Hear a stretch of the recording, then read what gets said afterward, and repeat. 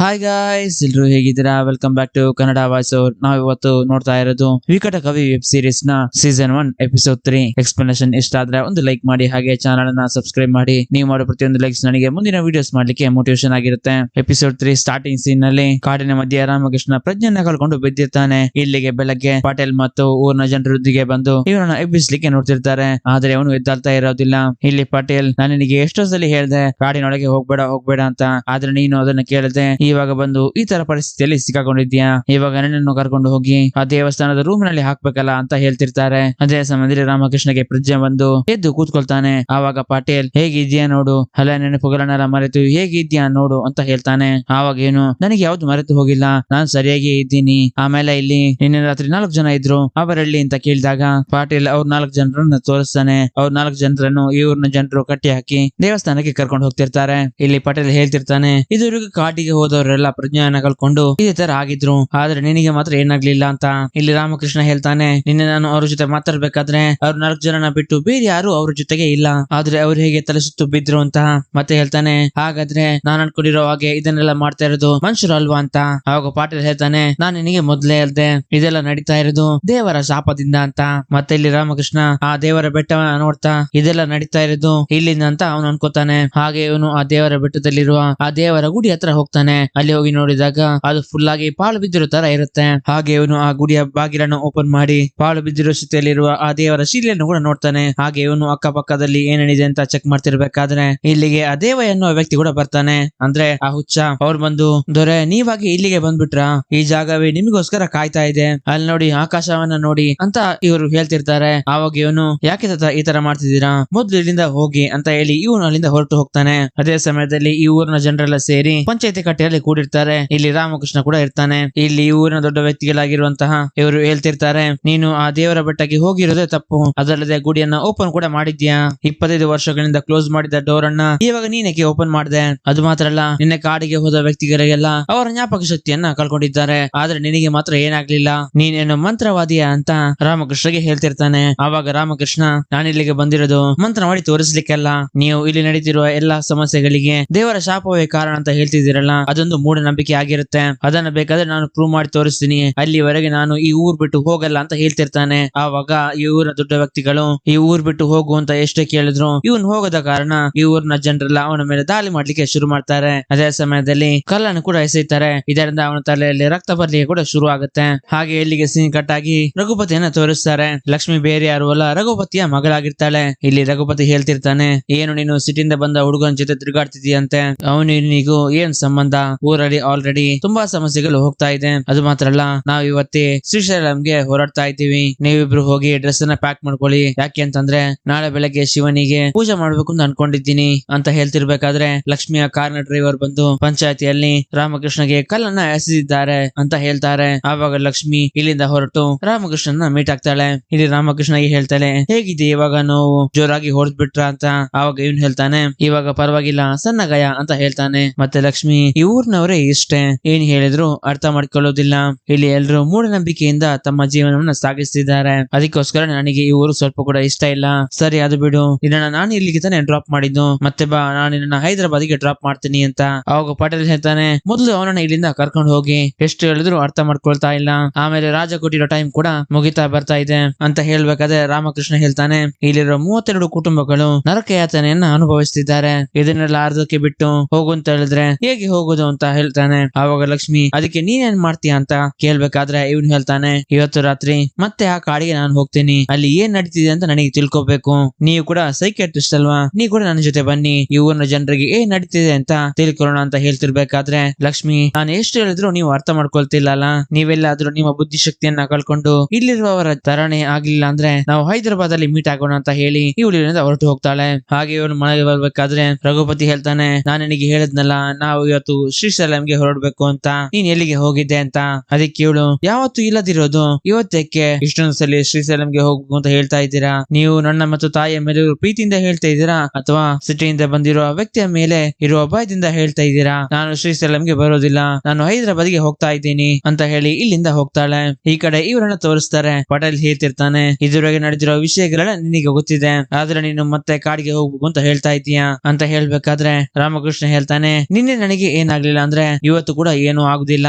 ಇವತ್ತು ಈ ಊರಿನಲ್ಲಿ ಏನ್ ನಡೀತಾ ಇದೆ ಅಂತ ನಾನು ತಿಳ್ಕೊತೀನಿ ಅಂತ ಹೇಳಿ ಇವನು ಕಾಡಿನೊಳಗೆ ಹೋಗ್ತಿರ್ಬೇಕಾದ್ರೆ ಹಿಂದೆಯಿಂದ ಇನ್ನೊಂದು ಕಾರ್ ಬಂದು ನಿಂತ್ಕೊಳ್ಳುತ್ತೆ. ಅದರಿಂದ ಲಕ್ಷ್ಮಿ ಇಳ್ದು ಇವನ ಹತ್ರ ಬರ್ತಾಳೆ. ಇವನು ಹೇಳ್ತಾನೆ, ನೀವೆಲ್ಲ ಈ ಊರ್ ಬಿಟ್ಟು ಹೋಗ್ತಾ ಇದ್ದೀನಿ ಅಂತ ಹೇಳ್ತಾ ಇದ್ರಿ, ಏನಾಯ್ತು ಅಂತ. ಆವಾಗ ಲಕ್ಷ್ಮಿ, ನೀನೆಲ್ಲ ಹೇಳಿದ್ದು ಈ ಊರಿನಲ್ಲಿರುವ ಪ್ರಾಬ್ಲಮ್ ಅನ್ನ ಸಾಲ್ವ್ ಮಾಡೋಣ ಬಾ ಅಂತ ಕರೆದಿದ್ದು. ಇದು ನಮ್ಮ ಊರಿನ ಸಮಸ್ಯೆ, ಆದ್ರೆ ಇದನ್ನ ನೀನು ಸಾಲ್ವ್ ಮಾಡ್ಬೇಕು ಅಂತ ತುಂಬಾ ಕಷ್ಟ ಪಡ್ತಾ ಇದೀಯಾ. ಈ ಟೈಮ್ ಅಲ್ಲಿ ನಿನಗೆ ಹೆಲ್ಪ್ ಮಾಡಿಲ್ಲ ಅಂದ್ರೆ ಹೇಗೆ ಇರುತ್ತೆ ಹೇಳು ಅಂತ ಹೇಳಿ ಇಬ್ರು ಜೊತೆಗೆ ಕಾಡಿನೊಳಗೆ ಎಂಟ್ರಿ ಆಗ್ತಾರೆ. ಹಾಗೆ ಎಂಟ್ರಿ ಆಗಿ ಸ್ವಲ್ಪ ಹೊತ್ತಲ್ಲಿ ಒಂದ್ ಕಡೆ ಕೂತ್ಕೊಂಡು ಇವರು ಮಾತಾಡ್ಲಿಕ್ಕೆ ಶುರು ಮಾಡ್ತಾರೆ. ಇವಳು ಕೇಳ್ತಾರೆ, ನಿಮಗೆ ಹೈದರಾಬಾದ್ ಅಲ್ಲಿ ಗರ್ಲ್ ಫ್ರೆಂಡ್ ಯಾರಾದ್ರೂ ಇದಾರಾ ಅಂತ.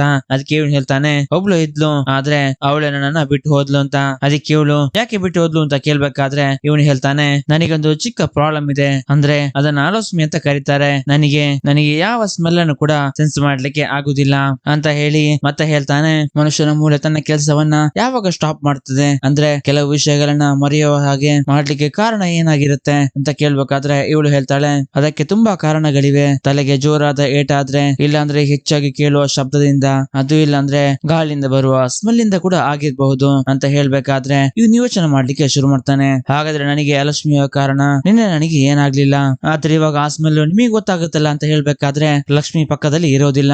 ಇವಳು ಎಲ್ಲಿ ಹೋದ್ಲು ಅಂತ ನೋಡ್ತಿರ್ಬೇಕಾದ್ರೆ ಅಲ್ಲಿ ಬರೋ ಸ್ಮೆಲ್ ಗೆ ಎಫೆಕ್ಟ್ ಆಗಿ ಇವಳು ಯಾವ್ದೊಂದು ವಿಷಯವನ್ನ ಫಾಲೋ ಮಾಡ್ಕೊಂಡು ಹೋಗ್ತಿರೋ ಹಾಗೆ ಇವ್ ನೋಡ್ತಾನೆ. ಇಲ್ಲಿ ಡಿಫ್ರೆಂಟ್ ಆಗಿರೋ ಚಿಟ್ಟೆಗಳು ಯಾವ್ದೊಂದು ವಿಷಯವನ್ನ ಫಾಲೋ ಮಾಡ್ಕೊಂಡು ಹೋಗ್ತಿರೋ ಹಾಗೆ ಅದನ್ನ ಲಕ್ಷ್ಮಿ ಫಾಲೋ ಮಾಡ್ಕೊಂಡು ಹೋಗ್ತಿರೋ ಹಾಗೆ ಇವ್ ನೋಡ್ತಾನೆ. ಇಷ್ಟೊಂದು ಚಿಟ್ಟೆಗಳು ಯಾವ ವಿಷಯವನ್ನ ಫಾಲೋ ಮಾಡ್ಕೊಂಡು ಹೋಗ್ತಿದೆ ಅಂತ ಇವನು ಹೋಗಿ ಚೆಕ್ ಮಾಡಿದಾಗ ಎಲ್ಲಾ ಚಿಟ್ಟೆಗಳು ಒಂದು ಮರವನ್ನ ನೋಡ್ಕೊಂಡು ಫಾಲೋ ಮಾಡ್ಕೊಂಡು ಹೋಗ್ತಾ ಇರುತ್ತೆ. ಹಾಗೆ ಇವನು ಹೋಗಿ ನೋಡಿದಾಗ ಒಂದು ಪರ್ಟಿಕ್ಯುಲರ್ ಒಂದು ಮರವನ್ನ ಮಾತ್ರ ಎಲ್ಲಾ ಚಿಟ್ಟೆಗಳು ಸುತ್ತಾ ಇರುತ್ತೆ. ಸಡನ್ ಆಗಿ ಅಲ್ಲಿರೋ ಚಿಟ್ಟೆಗಳು ಪ್ರಜ್ಞೆಯನ್ನ ಕಳ್ಕೊಂಡು ಕೆಳಗಡೆ ಬೀಳ್ಲಿಕ್ಕೆ ಸ್ಟಾರ್ಟ್ ಆಗುತ್ತೆ. ಅದೇ ಸಮಯದಲ್ಲಿ ಲಕ್ಷ್ಮಿ ಕೂಡ ಪ್ರಜ್ಞೆಯನ್ನ ಕಳ್ಕೊಂಡು ಕುಸಿದು ಕೆಳಗಡೆ ಬೀಳ್ತಾಳೆ. ಆವಾಗ ರಾಮಕೃಷ್ಣ ಅವಳನ್ನ ಕರ್ಕೊಂಡು ಜೀಪ್ ನಲ್ಲಿ ಹಾಸ್ಪಿಟಲ್ ಅನ್ನ ಹುಡ್ಕೊಂಡು ಹೋಗ್ತಿರ್ತಾನೆ. ಆದ್ರೆ ಇವನಿಗೆ ಹಾಸ್ಪಿಟಲ್ ಎಲ್ಲಿದೆ ಅಂತ ಗೊತ್ತಿರದ ಕಾರಣ ಹೋಗ್ತಿರೋ ದಾರಿ ಮಧ್ಯೆ ಒಬ್ಬ ವ್ಯಕ್ತಿ ಕೂಡ ಸಿಗ್ತಾನೆ. ಇವನು ಬೇರೆ ಯಾರು ಅಲ್ಲ, ವೀರಣ್ಣ ಆಗಿರ್ತಾನೆ. ನೀನು ಈ ಊರ್ನವನೇ ಅಲ್ವಾ, ಈ ಊರಿನಲ್ಲಿ ಹಾಸ್ಪಿಟಲ್ ಎಲ್ಲಿದೆ ಅಂತ ನಿನಗೆ ಗೊತ್ತಿದೆ ಅಲ್ವಾ, ನನ್ನ ಜೊತೆ ಬಾ ಅಂತ ಅವನನ್ನು ಜೀಪ್ ಅಲ್ಲಿ ಕೂರಿಸಿಕೊಂಡು ಹಾಸ್ಪಿಟಲ್ ಕಡೆ ಹೋಗ್ತಾರೆ. ವೀರಣ್ಣ ರಾಮಕೃಷ್ಣಗೆ ಯಾಕೆ ಏನಾಯ್ತು ಸರ್ ಅಂತ ಕೇಳ್ಬೇಕಾದ್ರೆ ವೀರಣ್ಣ ಹಿಂದ್ಗಡೆ ಸೀಟ್ ನಲ್ಲಿ ಲಕ್ಷ್ಮಿ ಇರೋದನ್ನ ನೋಡಿ, ಇವರು ಲಕ್ಷ್ಮಿ ಅಲ್ವಾ, ರಘುಪತಿ ಅವರ ಮಗಳು ಅಂತ ಹೇಳ್ಬೇಕಾದ್ರೆ ಇವನು ಹೇಳ್ತಾನೆ, ಹೌದು ಅದಕ್ಕೇನೆ, ಬೇಗ ಹಾಸ್ಪಿಟಲ್ ಎಲ್ಲಿದೆ ಅಂತ ಹೇಳು, ಅಲ್ಲಿಗೆ ಹೋಗೋಣ ಅಂತ. ಆವಾಗ ವೀರಣ್ಣ ಹೇಳ್ತಾನೆ, ಹಾಸ್ಪಿಟಲ್ ಗೆ ಏನ್ ಬೇಡ, ಮೆಡಿಸಿನ್ ನಾನ್ ಕೊಡ್ತೀನಿ, ನನ್ನ ಮನೆಗೆ ಹೋಗೋಣ ಅಂತ. ಹಾಗೆ ಇಲ್ಲಿ ಮನೆಯಲ್ಲಿ ವೀರಣ್ಣ ಲಕ್ಷ್ಮಿಗೆ ಫಸ್ಟ್ ಏಡ್ ಮಾಡ್ಲಿಕ್ಕೆ ಶುರು ಮಾಡ್ತಾನೆ. ಅದೇ ಸಮಯದಲ್ಲಿ ರಾಮಕೃಷ್ಣ ಒಂದು ವಿಷಯವನ್ನ ನೋಟಿಸ್ ಮಾಡ್ತಾನೆ. ಪಂಚಾಯತಿಯಲ್ಲಿ ಇವನ ತಲೆಗೆ ಬಿಸಾಕಿದ ಕಲ್ಲು ಇವನ ಮನೆಯಲ್ಲಿ ಇರುತ್ತೆ. ಅದು ಮಾತ್ರ ಅಲ್ಲ, ಅದರಲ್ಲಿ ರಕ್ತ ಕೂಡ ಇರುತ್ತೆ. ಆ ರಕ್ತವನ್ನ ವೀರಣ್ಣ ಟೆಸ್ಟ್ ಕೂಡ ಮಾಡಿರ್ತಾನೆ. ಹಾಗೆ ಇಲ್ಲಿ ಲಕ್ಷ್ಮಿಗೆ ವೀರಣ್ಣ ಫಸ್ಟ್ ಏಡ್ ಕೊಡ್ತಿರ್ಬೇಕಾದ್ರೆ ರಾಮಕೃಷ್ಣ ಕೇಳ್ತಾನೆ, ನನಗೆ ಪಂಚಾಯತಿಯಲ್ಲಿ ಕಲ್ಲನ್ನು ಬಿಸಾಕಿದ್ದು ನೀನೇ ಅಲ್ವಾ ಅಂತ, ಯಾರು ನೀನು, ಇಲ್ಲಿ ಏನ್ ಮಾಡ್ತಿದ್ಯಾ ಅಂತ ಕೇಳ್ತಿರ್ಬೇಕಾದ್ರೆ ವೀರಣ್ಣ ರಾಮಕೃಷ್ಣಗೆ ಹೊಡಿಲಿಕ್ಕೆ ಶುರು ಮಾಡ್ತಾನೆ. ಹಾಗೆ ರಾಮಕೃಷ್ಣ ಕೆಳಗಡೆ ಬಿದ್ಮೇಲೆ ವೀರಣ್ಣ ಒಂದು ವಿಷಯವನ್ನ ಹೇಳ್ತಾನೆ, ಇವತ್ತು ಹುಣ್ಣಿಮೆ, ಆ ಮರದಿಂದ ಬರುವ ಸ್ಮೆಲ್ ಇವತ್ತು ಊರ್ ಪೂರ್ತಿ ಸ್ಪ್ರೆಡ್ ಆಗುತ್ತೆ. ಅದರಿಂದ ಈ ಊರಿನ ಜನರು ಎಲ್ಲರೂ ತಮ್ಮ ಬುದ್ಧಿಶಕ್ತಿಯನ್ನ ಕಳ್ಕೊಂಡು ಹುಚ್ಚರಾಗಿ ಸುತ್ತಲಿಕ್ಕೆ ಶುರು ಮಾಡ್ತಾರೆ. ಅವ್ರು ಮಾತ್ರ ಅಲ್ಲ, ಅದರಲ್ಲಿ ನೀನ್ ಕೂಡ ಇರ್ತೀಯ, ಗುಡ್ ಬೈ ಡಿಟೆಕ್ಟಿವ್ ಅಂತ ಹೇಳಿ ಲಕ್ಷ್ಮಿಯನ್ನ ಎತ್ಕೊಂಡು ಹೋಗಿ ಜೀಪ್ ನಲ್ಲಿ ಕೂತ್ಕೊಳ್ಸಿ ಇವನ ಮನೆಗೆ ಸೀಮೆಯನ್ನ ಹಾಕಿ ಇವನು ಸುಟ್ಟು ಹಾಕ್ಲಿಕ್ಕೆ ನೋಡ್ತಿರ್ತಾನೆ. ಅದೇ ಸಮಯದಲ್ಲಿ ರಾಮಕೃಷ್ಣ ಬಂದು ವೀರಣ್ಣಗೆ ಹೊಡೆದು ಹಾಕಿ ಲಕ್ಷ್ಮಿಯನ್ನ ಕರ್ಕೊಂಡು ಊರಿನೊಳಗೆ ಎಂಟ್ರಿ ಆಗ್ತಾನೆ. ಹಾಗೆ ಇಲ್ಲಿ ಬಂದು ನೋಡಿದಾಗ ಆ ಮರದಿಂದ ಬರುವ ಸ್ಮೆಲ್ ಗೆ ಈ ಊರಿನ ಜನರು ಆಲ್ರೆಡಿ ಅಟ್ರಾಕ್ಟ್ ಆಗಿ ಅವ್ರ ಪಾಡಿಗೆ ನಡಿಲಿಕ್ಕೆ ಶುರು ಮಾಡಿರ್ತಾರೆ. ಇದನ್ನೆಲ್ಲ ಗಮನಿಸಿದ ರಾಮಕೃಷ್ಣ ಇದನ್ನು ಹೇಗಾದ್ರೂ ಸ್ಟಾಪ್ ಮಾಡ್ಬೇಕು ಅಂತ ಅನ್ಕೊಂಡು ಲಕ್ಷ್ಮಿಯನ್ನ ಒಂದು ಸೇಫ್ ಆಗಿರೋ ಜಾಗದಲ್ಲಿ ಮಲಗಿಸಿ ಇವನು ಜೀಪ್ ತಗೊಂಡು ಮತ್ತೆ ಆ ಮರ ಇರುವ ಜಾಗ ಹತ್ರ ಹೋಗ್ತಾನೆ. ಹಾಗೆ ಹೋಗ್ತಿರ್ಬೇಕಾದ್ರೆ ಪಾಟೇಲ್ ಕೂಡ ತನ್ನ ಪ್ರಜ್ಞೆಯನ್ನ ಕಳ್ಕೊಂಡು ಅವ್ರ ಪಾಡಿಗೆ ನಡಿಲಿಕ್ಕೆ ಶುರು ಮಾಡಿರ್ತಾರೆ. ರಾಮಕೃಷ್ಣ ಜೀಪ್ ನಲ್ಲಿ ಹೋಗ್ತಿರ್ಬೇಕಾದ್ರೆ ಅವರ ಕೈಯಲ್ಲಿದ್ದ ಗನ್ ಅನ್ನ ತಗೊಂಡು ಇವನು ಮರದ ಹತ್ರ ಬರ್ತಾನೆ. ಹಾಗೆ ಮರದ ಹತ್ರ ರೀಚ್ ಆಗ್ಬೇಕಾದ್ರೆ ಇಲ್ಲಿಗೆ ವೀರಣ್ಣ ಬಂದು ರಾಮಕೃಷ್ಣನನ್ನ ಸಾಯಿಸ್ಲಿಕ್ಕೆ ನೋಡ್ತಾನೆ. ಹಾಗೆ ಇವರಿಬ್ರು ಹೊಡೆದಾಡ್ತಿರ್ಬೇಕಾದ್ರೆ ರಾಮಕೃಷ್ಣ ಜೀಪ್ ಇಂದ ಹೊರಗಡೆ ಬಂದು ಬೀಳ್ತಾನೆ. ಹಾಗೆ ಜೀಪ್ ಹೋಗಿ ಮರಕ್ಕೆ ಹೋಗಿ ಗುದ್ದುತ್ತೆ. ಇದರಲ್ಲಿ ವೀರಣ್ಣ ಕೂಡ ಇರ್ತಾನೆ. ಅದೇ ಸಮಯದಲ್ಲಿ ರಾಮಕೃಷ್ಣ ಅವನ ಕೈಯಲ್ಲಿರುವ ಗನ್ನಿನಿಂದ ಜೀಪ್ ನ ಪೆಟ್ರೋಲ್ ಟ್ಯಾಂಕಿಗೆ ಶೂಟ್ ಮಾಡ್ತಾನೆ. ಆವಾಗ ಆ ಜೀಪ್ ಬ್ಲಾಸ್ಟ್ ಆಗಿ ಮರ ಕೂಡ ಹುತ್ತಿ ಉರಿಲಿಕ್ಕೆ ಸ್ಟಾರ್ಟ್ ಆಗುತ್ತೆ. ಹಾಗೆ ಸ್ಮೆಲ್ ಕೂಡ ಕಮ್ಮಿ ಆಗ್ಲಿಕ್ಕೆ ಶುರು ಆಗುತ್ತೆ. ಹಾಗೆ ಈ ಊರಿನ ಜನರು ಎಲ್ಲ ನಾರ್ಮಲ್ ಸ್ಟೇಜ್ ಗೆ ಬರ್ಲಿಕ್ಕೆ ಶುರು ಆಗ್ತಾರೆ. ಹಾಗೆ ಪಟೇಲ್ ಕೂಡ ನಾರ್ಮಲ್ ಸ್ಟೇಜ್ ಗೆ ಬರ್ತಾನೆ. ಮುಂದಿನ ದಿನ ರಾಜರ ಅರಮನೆಯಲ್ಲಿ ತೋರಿಸ್ತಾರೆ. ಶ್ರೀಶೈಲಂಗೆ ಪೂಜೆಗೆ ಅಂತ ಹೋಗಿರೋ ರಘುಪತಿ ಅರಮನೆ ಒಳಗೆ ಎಂಟ್ರಿ ಆಗ್ತಾರೆ. ಹಾಗೆ ಅರಮನೆ ಒಳಗೆ ರಾಜ, ಲಕ್ಷ್ಮಿ ಮತ್ತು ರಾಮಕೃಷ್ಣ ಕೂಡ ಇರ್ತಾನೆ. ಹಾಗೆ ರಾಮಕೃಷ್ಣನ ನೋಡ್ತಾ ರಘುಪತಿ ಕೇಳ್ತಾನೆ, ರಾತ್ರಿ ಕಾಡಿನಲ್ಲಿ ನಿನಗೇನ್ ಕೆಲ್ಸ ಅಂತ. ಆವಾಗ ರಘುಪತಿಯನ್ನ ನೋಡಿ ರಾಮಕೃಷ್ಣ ಕೇಳ್ತಾನೆ, ನೀವು ನಿನ್ನೆ ಎಲ್ಲಿಗೆ ಹೋಗಿದ್ರಿ? ನಿಮ್ಮ ಮಗಳು ನನ್ನ ಜೊತೆ ಈ ಊರನ್ನ ಕಾಪಾಡ್ಲಿಕ್ಕೆ ಕಾಡಿಗೆ ಬಂದ್ಲು, ನಾವಲ್ಲಿ ಏನ್ ನಡೀತಿದೆ ಅಂತ ನೋಡ್ಲಿಕ್ಕೆ ಹೋಗಿದ್ದು ಅಂತ ಹೇಳ್ಬೇಕಾದ್ರೆ ರಾಜ ಅಲ್ಲಿ ಏನ್ ತಾನೇ ನಡೀತಾ ಇದೆ ಅಂತ ಕೇಳ್ಬೇಕಾದ್ರೆ ರಾಮಕೃಷ್ಣ ಹೇಳ್ತಾನೆ, ಈ ಊರಿನ ಜನರೆಲ್ಲ ಈ ತರ ಆಗ್ಲಿಕ್ಕೆ ಕಾರಣ ಆ ಕಾಡಿನಲ್ಲಿರೋ ಒಂದು ಮರದಿಂದ ಬರುವ ಗಾಳಿ ಆಗಿರುತ್ತೆ. ಅದು ಮನುಷ್ಯರನ್ನ ಮಾತ್ರ ಅಲ್ಲ, ಜೀವವಿರೋ ಎಲ್ಲ ವಸ್ತುವನ್ನ ಕೂಡ ತನ್ನ ಕಂಟ್ರೋಲ್ಗೆ ತಗೊಳ್ತಾ ಇರುತ್ತೆ. ಇದನ್ನೆಲ್ಲ ಮಾಡ್ತಾ ಇರೋದು ಬೇರೆ ಯಾರು ಅಲ್ಲ, ವೀರಣ್ಣ. ಅವನಿಲ್ಲಿಗೆ ಕೂಲಿ ಕೆಲಸ ಮಾಡ್ಲಿಕ್ಕೆ ಬಂದಿರುವ ಕೆಲಸಗಾರ ಏನು ಅಲ್ಲ, ಅವನು ಮಾರುವೇಷದಲ್ಲಿ ಇದ್ದಾನೆ. ಆದ್ರೆ ಅವನು ಯಾರು ಅಂತಾನೆ ಗೊತ್ತಿಲ್ಲ. ಅದು ಮಾತ್ರ ಅಲ್ಲ, ನಾನು ಕಾಡಿಗೆ ಹೋದಾಗ ನನಗ್ಯಾಕೆ ಏನು ಆಗ್ಲಿಲ್ಲ ಅಂತ ಪಂಚಾಯತಿಯಲ್ಲಿ ನನ್ನ ಮೇಲೆ ಕಲ್ಲು ಬಿಸಾಕಿ ನನ್ನ ತಲೆಯಿಂದ ಬರುವ ರಕ್ತದಿಂದ ಅವನು ಯಾವುದೊಂದು ಟೆಸ್ಟ್ ಅನ್ನ ಮಾಡಿದ್ದಾನೆ. ಅದು ಮಾತ್ರ ಅಲ್ಲ, ಲಕ್ಷ್ಮಿಗೆ ಔಷಧಿಯನ್ನು ಕೊಟ್ಟಿರೋದು ಕೂಡ ಅವನೇ. ಊರಿನಲ್ಲಿರುವ ಎಲ್ಲರಿಗೂ ಆ ಗಾಳಿಯಿಂದ ಎಫೆಕ್ಟ್ ಆಗಿರ್ಬೇಕಾದ್ರೆ ವೀರಣ್ಣನಿಗೆ ಮಾತ್ರ ಏನಾಗ್ಲಿಲ್ಲ. ಅವನು ಮಾಸ್ಕ್ ಕೂಡ ಹಾಕೊಂಡಿರ್ಲಿಲ್ಲ. ಹಾಗಿರ್ಬೇಕಾದ್ರೆ ಅವನು ಕೂಡ ಆ ಔಷಧಿಯನ್ನ ಯೂಸ್ ಮಾಡಿರ್ಬೇಕು. ಇಲ್ಲಿ ನಡೀತಿರುವ ವಿಷಯಗಳಿಗೆಲ್ಲ ಕಾರಣ ಆ ದೇವರೇ ಆಗಿರ್ತಾನೆ. ಆ ದೇವರ ಶಾಪದಿಂದಾನೇ ಈ ತರ ನಡೀತಾ ಇರೋದು ಅಂತ ಈ ಊರು ಜನರನ್ನ ನಂಬಿಸ್ಲಿಕ್ಕೆ ಇದನ್ನೆಲ್ಲ ಹುಣ್ಣಿಮೆಯ ದಿನದಂದು ಮಾಡ್ಲಿಕ್ಕೆ ಪ್ಲಾನ್ ಮಾಡಿರ್ತಾನೆ. ಅದು ಮಾತ್ರ ಅಲ್ಲ, ನಿನ್ನೆ ನನಗೆ ಮತ್ತು ಅವನಿಗೆ ನಡೆದಿರುವ ಹೊಡೆದಾಟದಲ್ಲಿ ಅವನು ಕೂಡ ಸತ್ತು ಹೋದ.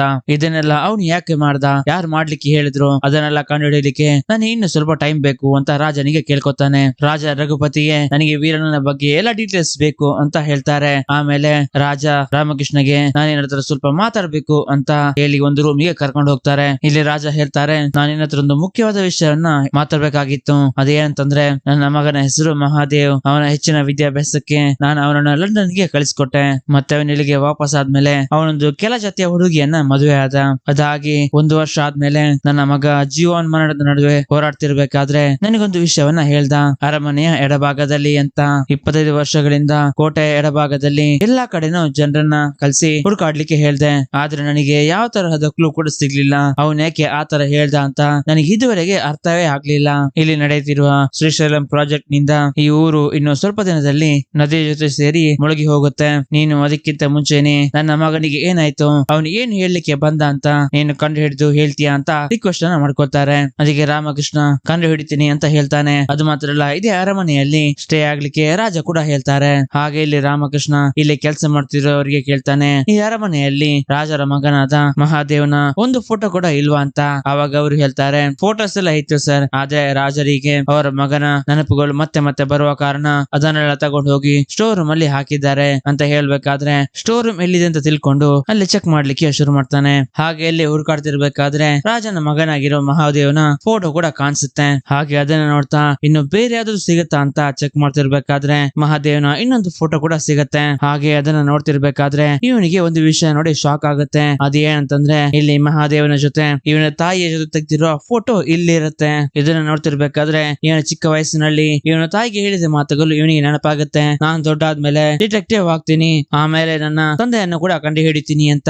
ಮಹಾದೇವ್ ಬೇರೆ ಯಾರು ಅಲ್ಲ, ರಾಮಕೃಷ್ಣನ ತಂದೆ ಆಗಿರ್ತಾರೆ. ಹಾಗೆ ಇಲ್ಲಿಗೆ ಎಪಿಸೋಡ್ 3 ಅನ್ನ ಎಂಡ್ ಮಾಡ್ತಾರೆ. ಈ ಎಕ್ಸ್ಪ್ಲನೇಷನ್ ಹೇಗಿತ್ತು ಅಂತ ಕಮೆಂಟ್ ನಲ್ಲಿ ಮೆನ್ಷನ್ ಮಾಡಿ ತಿಳಿಸಿ. ಇಷ್ಟ ಆಗಿದ್ರೆ ಒಂದು ಲೈಕ್ ಮಾಡಿ, ಹಾಗೆ ಚಾನಲ್ ಅನ್ನು ಸಬ್ಸ್ಕ್ರೈಬ್ ಮಾಡಿ. ನೀವು ಮಾಡೋ ಪ್ರತಿಯೊಂದು ಲೈಕ್ಸ್ ನನಗೆ ಮುಂದಿನ ವಿಡಿಯೋಸ್ ಮಾಡ್ಲಿಕ್ಕೆ ಮೋಟಿವೇಶನ್ ಆಗಿರುತ್ತೆ. Thanks for watching. ಸಿಗೋಣ ಎಪಿಸೋಡ್ 4 ಅಲ್ಲಿ.